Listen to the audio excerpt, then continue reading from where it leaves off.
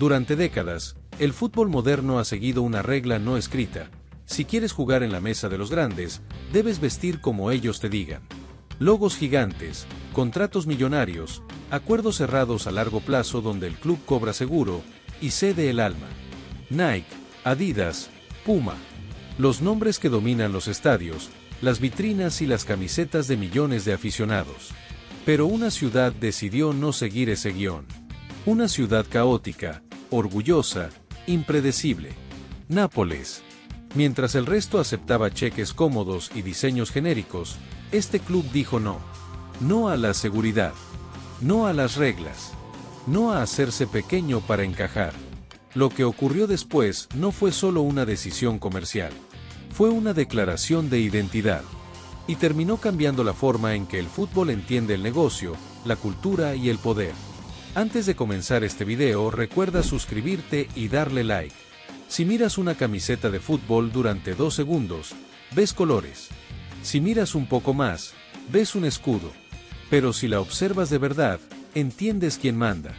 Durante años, las camisetas hablaron más de las marcas que de los clubes.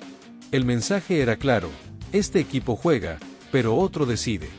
Por eso, cuando Nápoles salió al campo sin los símbolos habituales del poder deportivo, muchos no lo notaron de inmediato. No había franjas. No había esbozos. No había el rugido de siempre. En su lugar, un nombre inesperado.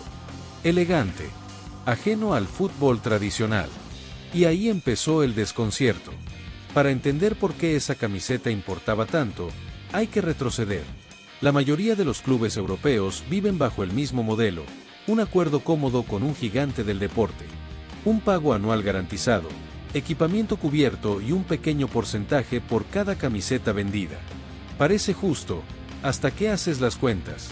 El club pone la historia, la afición, el marketing emocional. La marca controla la producción, el diseño, la distribución y se queda con la mayor parte del beneficio. Es un trato seguro, sí, pero también es una jaula elegante. Y durante años, Nápoles aceptó esa jaula como todos los demás. Pero este no es un club común, ni una ciudad que se conforme con moldes ajenos. Aquí entra en escena su presidente, un hombre formado fuera del fútbol, acostumbrado a mandar sobre narrativas, derechos y creatividad. Para él, el club no era solo 11 jugadores y un estadio. Era una obra completa. Una historia que debía contarse bien o no contarse en absoluto. Y cada vez que veía una camiseta genérica, sentía que esa historia estaba siendo diluida, vendida por partes, domesticada. El problema no era solo el dinero. Era la pérdida de control. Diseños aprobados en oficinas lejanas. Ritmos de lanzamiento que no coincidían con la vida de la ciudad. Camisetas pensadas para vender en masa, no para representar un lugar con identidad feroz. Nápoles crecía, volvía a competir al máximo nivel, atraía miradas internacionales, y aún así, su imagen seguía atrapada en un molde que no le pertenecía. Entonces llegó la decisión que nadie esperaba. Romper con lo establecido. No negociar mejor. No pedir un porcentaje mayor. Sino salirse del tablero. Apostar por algo que, sobre el papel, parecía una locura. Renunciar al gran cheque inicial para recuperar algo mucho más valioso. Control total. Creatividad sin intermediarios. Y la posibilidad de que cada camiseta contara una historia real, no un diseño genérico. Ese fue el primer paso. El momento exacto en que Nápoles dejó de preguntarse cuánto podía ganar aceptando las reglas, y empezó a preguntarse cuánto estaba perdiendo por seguirlas. Y cuando un club hace ese cambio de mentalidad, el fútbol deja de ser solo deporte. Se convierte en poder. Romper con los gigantes no fue el acto más difícil. Lo realmente complejo fue demostrar que Nápoles podía sostenerse solo. Decir no a los grandes significaba asumir todo el riesgo, diseño, producción y ventas, sin red de seguridad. Para la mayoría de los clubes, eso sería una locura. Para Nápoles, era una cuestión de identidad. El club dejó de tratar la camiseta como un simple uniforme y empezó a verla como un medio narrativo. Cada diseño debía decir algo. Dejar huella. Con una mentalidad heredada del mundo creativo, la directiva entendió que el valor no estaba en vender millones de unidades genéricas, sino en crear deseo. Ediciones limitadas, lanzamientos medidos, historias profundas conectadas con la ciudad.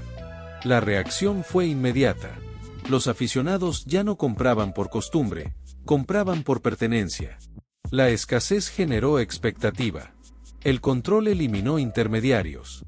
Y cada venta dejó más margen. Nápoles no solo vendía camisetas, vendía significado. Mientras otros clubes seguían atrapados en contratos seguros pero rígidos, Nápoles descubría que el verdadero poder estaba en controlar cuándo, cómo y por qué se vendía su identidad. Con el modelo funcionando, el escenario tenía que crecer. El fútbol, al final, vive del espectáculo. Y cuando una gran figura aparece, todo se amplifica. Cada partido se convierte en una vitrina global. Cada acción refuerza el símbolo que lleva en el pecho. Aquí el sistema mostró su ventaja real. En lugar de enriquecer a una marca externa, el impacto deportivo se traducía directamente en ingresos para el club.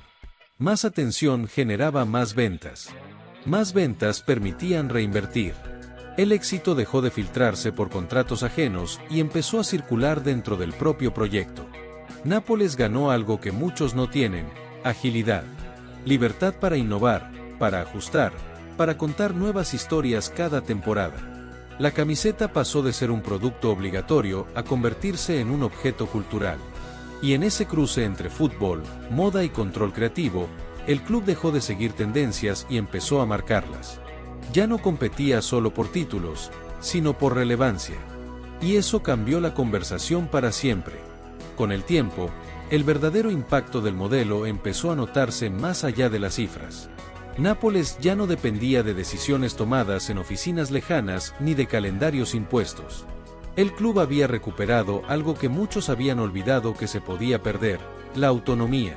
Cada elección, desde un diseño hasta una fecha de lanzamiento, respondía a una visión propia, no a un contrato rígido firmado años atrás. Ese control permitió algo aún más poderoso: coherencia. Todo encajaba. El mensaje dentro y fuera del campo seguía la misma lógica. Pasión, identidad, orgullo local proyectado a escala global. La camiseta dejó de ser un simple recuerdo del partido del fin de semana y se convirtió en una extensión de la cultura del club. Algo que se usaba en la calle, que se reconocía fuera del estadio, que conectaba a personas que nunca habían pisado la ciudad pero entendían lo que representaba. Mientras otros clubes luchaban por renegociar acuerdos o adaptarse a cambios lentos, Nápoles se movía con rapidez. Probaba, ajustaba, aprendía. El riesgo inicial se transformó en una ventaja competitiva. El club no solo reaccionaba al mercado, lo anticipaba. Y en un fútbol cada vez más globalizado y uniforme, esa diferenciación se volvió su activo más valioso. El mensaje que dejó Nápoles fue claro, aunque incómodo para muchos. El poder en el fútbol moderno no siempre está en quien paga más, sino en quien controla la historia. Durante años, los clubes creyeron que necesitaban a las grandes marcas para ser grandes. Nápoles demostró que, a veces, ocurre justo al revés. Este modelo no es fácil de replicar. Exige visión, paciencia y una identidad fuerte. No todos los clubes pueden permitirse asumir ese riesgo, ni todos tienen una historia tan definida que contar. Pero la grieta ya está abierta. Otros miran, toman nota, se preguntan si el camino seguro que siguen es realmente el más inteligente. Nápoles no se convirtió en un gigante por imitar a los gigantes. Lo hizo por atreverse a ser diferente.